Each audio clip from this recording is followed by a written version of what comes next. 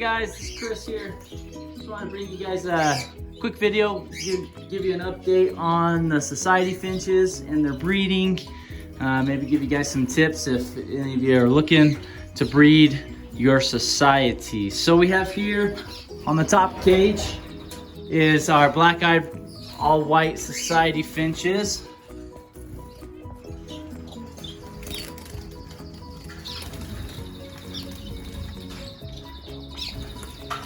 So they fledged 2 babies about 2 weeks ago, and they're doing really well. They're starting to eat on their own, and mom's already laid. I think I looked yesterday and there was 2 eggs in there, so hopefully she'll lay some more eggs for us and we'll get some more babies coming out. So one of the babies is a male. I've already seen it sing. I need to band them so I know which one it is. So I know I at least have 1 male, and so hopefully the other one I'm kind of hoping is a male too, to be honest with you, because I'm short males and I would keep them and put them into the breeding program for next year, because I do have several other females down in here that so far I have not been able to do much with.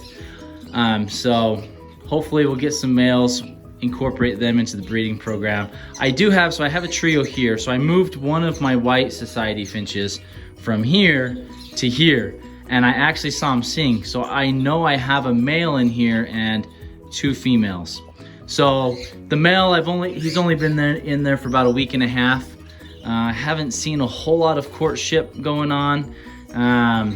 So I'm hoping that something will happen here pretty soon and we'll get some action from these guys and be able to get some babies from this pair too, because they are of a different bloodline. So that would help out for breeding season next year to pair their babies up with these guys. So always want to make sure you know where your bloodlines are coming from and what all of your babies, what bloodlines they're from, so that the next year when you set up your birds, you're not setting up brothers and sisters or daughters and sons, that sort of thing with their parents. You know, you want to make sure you have healthy, strong stock, and that you're not changing any or mudding up your genetics, I guess is how you could call it. And so it just ensures that you have healthy, long-lived birds that don't have a lot of medical issues, that sort of thing. So so we got these guys, hoping, fingers crossed, that we'll have some action in there, because I do have a male in there for sure. So we'll see what happens there. So down here we have our society finches. So these are the ones that raised the cutthroat finches. And I've moved out all the cutthroat babies except for one. And she was kind of straggling behind. She was the run of the bunch. Starting to look like she just wasn't feeling very good. So I did give some medication. Today is the last day for that medication, just to make sure that she didn't have any infection or anything like that. She did have some poop smeared on her bum, that sort of thing, just not acting normal. And with that medication, that's cleared up. She's eating on her own, doing really well. So I'll probably end up taking her out here within the next day or 2. And I've also added some more cutthroat eggs in there. So there is 5 eggs in there. I candled them yesterday. 3 of the 5 so far are fertile. So that's good news there. And those eggs are from my cutthroat pair that are down here, right there. So excited for that. Have some other cutthroats from some other breeders that we'll be pairing up these babies with next year, and hopefully getting a good bunch of cutthroats going up here. So I'm really excited about that. So let's take a look in here. I don't know, I think the baby, she's inside the nest box sitting on the eggs with the other hen. So we got those 2 there, and then I have a light brown hen. She's the one sitting on the eggs. So this is a trio. It's 1 male and 2 females. I'm gonna tap on this nest box, see if the cutthroat baby comes out. There she comes. Oh, and the society came out as well. So we'll stick this back in there, let you guys see. It's got them there. There's the baby. She's down here on the ground. she's doing much better. Like I said, she's eating on her own. She's flying around. She just looks healthier overall. And so I think she just might have had just a little bit of a stomach bug or something like that. And those medications were able to help out. So excited for that and look forward to moving her in with the other cutthroats. So I do have the other cutthroat babies up here.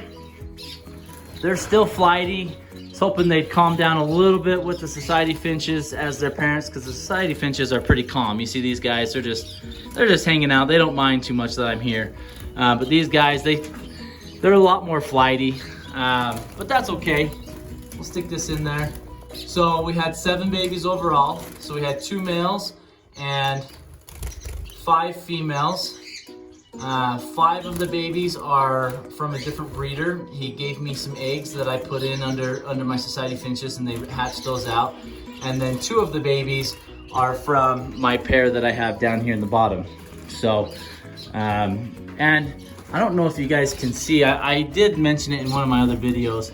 So my 2 babies, they have white on their feathers. See that one closest to us on the ends of her feathers are white. So I have a male and female that have white on their, looks like their last 3 flight feathers. And so I'm not sure if they're if they got some pied genes in them or what that is. I'm gonna research it and maybe try and work with it and play off of what we have here and see if we could maybe extend that pied throughout the bird. So that would be something cool. Nice fun little project for me here in the coming years. Those are the things that excite me. Those are what I look forward to. That's one of the reasons why I love breeding Goldien finches, because there's so many different color mutations that you can get. And same with canaries. Just awesome, love it. And so yeah, so that's the update on the baby cutthroats. They're actually going out into the aviary today. I'm cleaning the birds out right now, getting everything ready. Just want to do a quick video for you guys. You can see I still haven't even put back some of my trays because I'm still cleaning, but just wanted to get this done for you guys real quick. So if you have any questions on the cutthroat babies or fostering with your society finches, all of that, let me know. I'd be happy to help out. There are some society finches that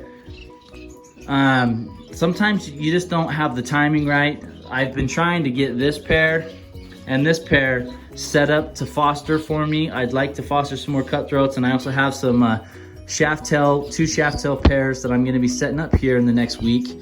And I want the societies as a backup if they end up tossing their chicks.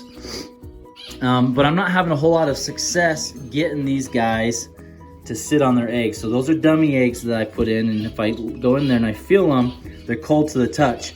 So what I do is I add 1 egg a day till I have 4 or 5, and then I'll wait like a week, and if they don't touch them, I'll pull all the eggs out for another day or 2, add some new nesting material so it intrigues them to look inside the nest, and then after a few days I'll add the eggs again 1 day at a time, just to try and make them think that the hen's laying eggs and they want to go in and sit on them. But so far I'm not having success with these guys.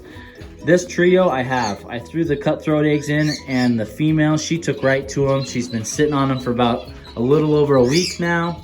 And the other 2, or the other female and male society that I have in with her, they've helped finish weaning this cutthroat baby, and they've also started sharing the incubation duties with the hens. So sometimes it works, sometimes it doesn't. You just kind of keep playing with it, keep giving them egg food, keep making them think that it's breeding season, that sort of thing, just to help them out. For me, in past experiences, the younger the society finches, so if they're, you've got a year old, those ones sometimes can tend to be your best, or they're wanting to breed the most, and so it's easier to trick them in to thinking that they're sitting on their own eggs. The older that your society finches get, the less interested they are. And some of my societies that I have here are over 4 years old, which for a society finch is pretty old. So they typically live 5 to 7 years. I would probably say between years 1 and 3.5 to 4 are your best breeding seasons or opportunities for these guys. And then after that, it's kind of a hit and miss. Fertility rates go down. Your hens are not as interested in nesting as they were before, that sort of thing. So I do have some old societies. I've sold off most of my babies in the past and have held on to some of my older pairs, and I think that they're starting to get a little too old. So I'm hoping for some babies so we can kind of replenish the small population that I have, and keep the pairs going, get some young blood back into the system. So that's where we're at with the society finches. Hopefully you guys enjoyed. If you got questions on fostering, let me know. If you got questions on breeding your pairs and babies, let me know. I'm sure I'll get a question of how I know if it's a male and female. If you guys watch to the end of the video, you'll know. And I've said it in multiple videos before, and I'll say it again. Your males sing and your females lay eggs. That is about the only way you can tell the sex on a society finch. There's not really, males don't have bigger beaks. Males don't have a broader body or tail or anything like that. There's not a whole lot of sexual identifications or visual identifications to tell the difference between male and female. Your best bet is a male sings and a female lays eggs. If you want to know if you have a male, separate him into a cage all by himself for 2 to 3 days, and if he's a male, more times than not, he's gonna sing. And that way you can know. If you have a society finch in the cage by themselves and it's been over 2 weeks and you don't hear any singing and they're a healthy bird, odds are you have a female. So try that out. If you guys have some questions on whether you have a male or female, hopefully that'll help you out, give you some good information. I appreciate you guys. Thanks for watching. Thanks for sharing my videos. Thanks for subscribing. You guys are awesome. I hope all your birds are healthy. Hope you guys are staying safe during this crazy quarantine stuff. Hopefully we're on the upside of things, and we'll be getting better, and we'll be able to conquer this sickness and get out into the normal life again. So appreciate you guys. We'll see you next time.